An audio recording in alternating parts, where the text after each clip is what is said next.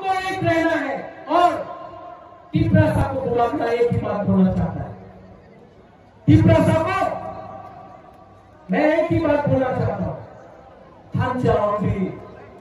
थांचा नहीं रहेगा।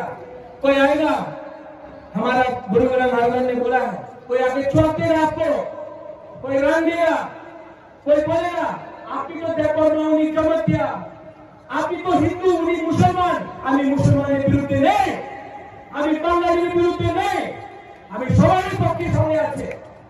लेकिन ये लोग लीडर लोग आके आपने तो जमत किया, हमें तो दिया, आपने तो देखो उन्हीं तो बोले, ये भावे हम लोग को डिवाइड करना चाहता है। आप लोग उनका रंग लो, वो रंग उनका माँ बाप का नहीं है, वो आपका रंग है, रंग लो। लेकिन जब वोटिंग का टाइम आएगा तो आंचलिक पार्टी को, हमारा टिप्रासा लोगों को आप वोट करो। एडीसी को बुबागरा पूरा टिप्रासा दफा कैप्चर करेगा। जो बोलना चाहता है रेवती बुबागरा नो सिनिया को क्या बोल रहे हैं?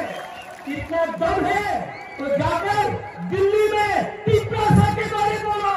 यहाँ में 15-20 आदमी के सामने रेवती के लिए तो अपना मंगल ही काफी है, 2 मिनट में हल्का कर देगा।